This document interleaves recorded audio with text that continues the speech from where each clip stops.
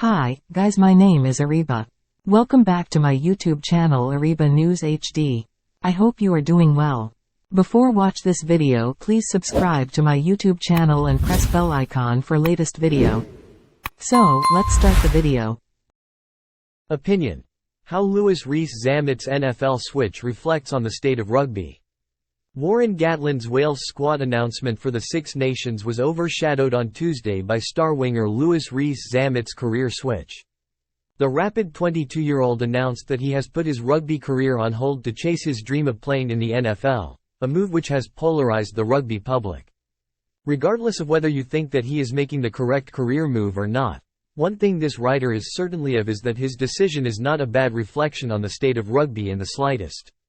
Chasing the dream. A pure rugby fanatic may well believe that every player grows up wishing to represent their country, and in the case of the home nations, the British and Irish Lions, and while that is true for many, it is not always the case. In fact, even arguably the greatest Lions skipper, Sam Warburton, had dreams of playing football for Wales before rugby stole his heart, and he is not the only one. This is not to say that Rees-Zammit did not dream of representing Wales and the Lions. He dedicated himself to achieving both and did so in his trademark fashion, rapidly. He debuted at 17 for Gloucester, earned a call-up for Wales at 18, and became a British and Irish Lion with his first opportunity at 20. He was a regular starter in his first Rugby World Cup, again cracking the squad on his first attempt. Few have accomplished what Rees-Zammit has over a 10-year-long career, never mind doing so before his 23rd birthday.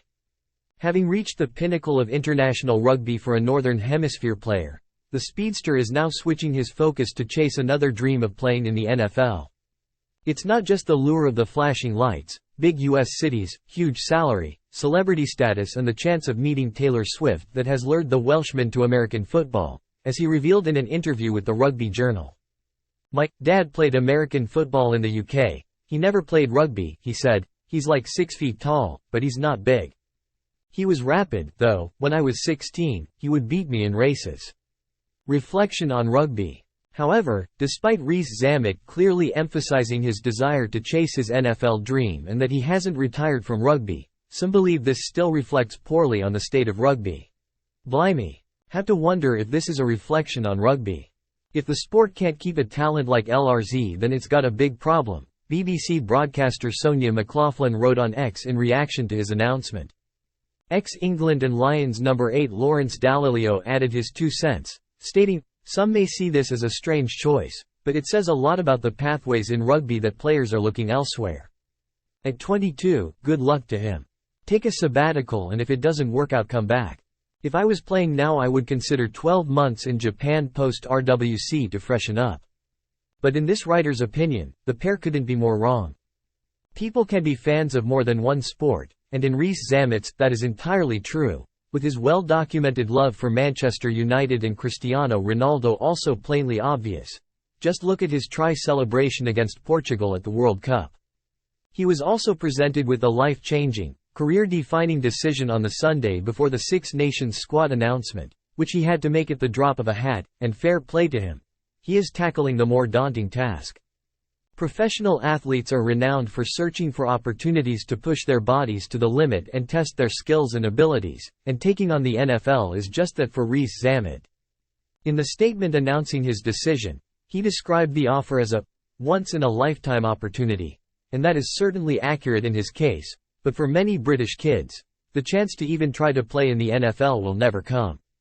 In fact, the NFL's website notes that the chances of an NCAA player making the NFL is 1.6%, with over 1 million high school players a year vying for just 300 spots in the draft. This really is the chance of a lifetime for an NFL fan, even one that is a pretty damn good international rugby player and athlete. He is pushed to the front of the line and gets a near-free hit at becoming a professional in another sport through the International Player Pathway program that the NFL runs. He gets unprecedented access to top-level football training and facilities, not to mention a keen eye from the top NFL scouts and coaches. Plus, he still gets paid for doing so. It's the kind of opportunity he would be stupid not to take. Its impact on rugby. While Gloucester released him from the remainder of his contract, it was only for the last 6 months or so, as he was bound to depart the Cherry and Whites at the end of the season. He reportedly had an offer on the table from top 14 entertainers Bordeaux and attracted interest from other clubs in France and Japan. It was certainly not the structures in rugby that led Rees-Zammit to try his arm in the NFL, but rather a chance of a lifetime. His departure is a blow to Wales and rugby in general, but it has again shone the spotlight on rugby in the US market. After the announcement that he would join the IP, Ian Rapoport, a national insider for NFL Network, who has over 4 million followers on X, posted about the Welshman, with the comments quickly filling up with Rees-Zammit's rugby highlights. Joe Pompliano, who has over 500,000 followers, also posted a clip of the winger, and there is no doubt that he will be the subject of several debates on NFL shows and podcasts in the coming weeks, much like the case when Christian Wade made the move. Rugby fans and pundits are quick to pile onto the game and quickly jump on what is wrong with the sport, but in this case, it should be a positive that one of the richest sports in the world is looking at our sport to add to their talent pool. It's not the first time the NFL has come scouting in rugby, and it won't be the last, and that's not entirely a bad thing.